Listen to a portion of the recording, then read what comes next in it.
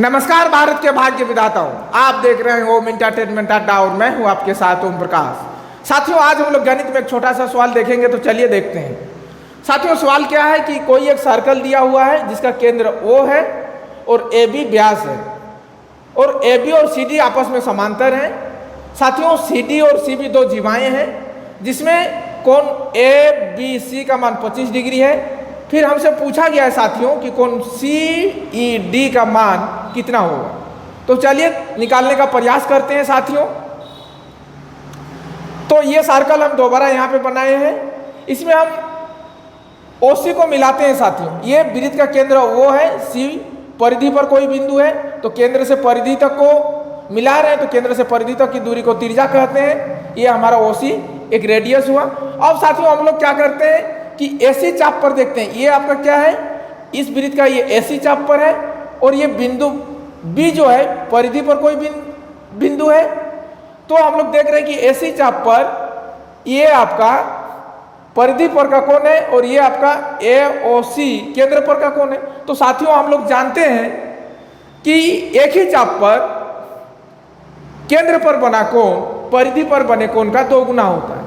अर्थात ये आपका केंद्र पर बना कोण है, ये केंद्र है, ये केंद्र बिंदु है, ये आपका परिधि पर कोई बिंदु B है। तो साथियों कोण AOC बराबर क्या लिख सकते हैं हम लोग, 2 गुना कोण ABC अर्थात 2 गुना 25 बराबर ये 50 डिग्री, अर्थात ये कोण आपका 50 डिग्री निकल जाएगा साथियों। अब साथियों हम लोग क्या देखेंगे आगे, यहाँ पे फिर से इस डायग्राम को हम दोबारा बनाए हैं और OD को मिलाए हैं। O आपका इस वृत्त का केंद्र है, D इस वृत्त के परिधि पर कोई बिंदु है। हम सब जानते हैं साथियों कि केंद्र से परिधि तक की दूरी को त्रिज्या कहते हैं। फिर साथियों OC भी एक रेडियस है, OD भी एक रेडियस है, तो OC और OD दोनों बराबर होंगे। क्यों बराबर होंगे, क्योंकि दोनों रेडियस है साथियों। और जैसे ही हम OD को मिलाते हैं साथियों, हमें एक समद्विबाहु त्रिभुज COD प्राप्त होता है। अब हम लोग देखेंगे ये समद्विबाहु त्रिभुज COD, ये वाला जो त्रिभुज है, इसमें हम लोग जानते हैं साथियों कि बराबर भुजाओं के सामने वाला कोण हमेशा बराबर होता है।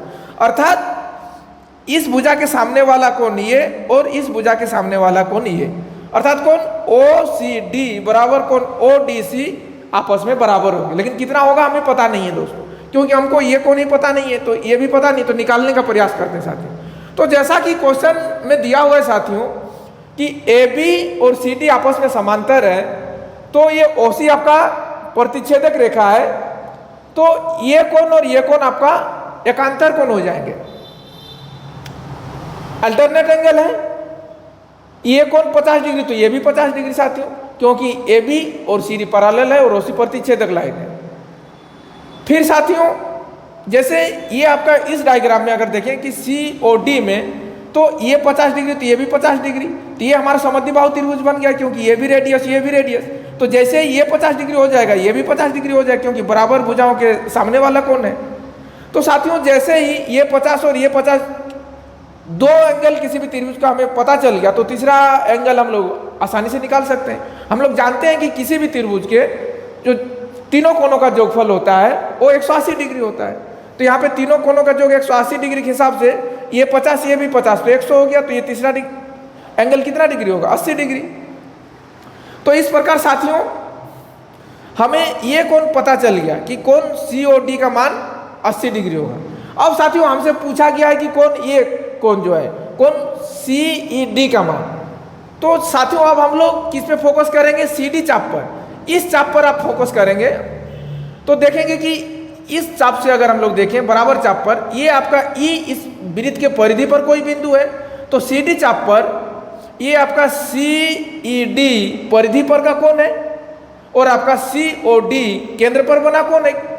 तो हम लोग लिख सकते हैं साथियों कि कोण COD बराबर 2 गुना कोण CED, और कोण COD का मान हमें पता है कि 80 डिग्री निकल चुका है, तो 80 डिग्री बराबर 2 गुना कोण CED, तो कोण CED बराबर 80/2, 2 से भाग करेंगे तो ये 40 डिग्री हो जाएगा। इस प्रकार ये आपका 40 डिग्री होगा साथियों। क्यों होगा, क्योंकि यहाँ भी वही है कि आपका एक ही चाप पर केंद्र पर बना कोण परिधि पर बने कोण का 2 गुना होता है। तो इस प्रकार जो हमसे पूछा गया है साथियों वो हम लोग निकाल चुके हैं ये जो एंगल है इस एंगल का मान 40 डिग्री होगा साथियों।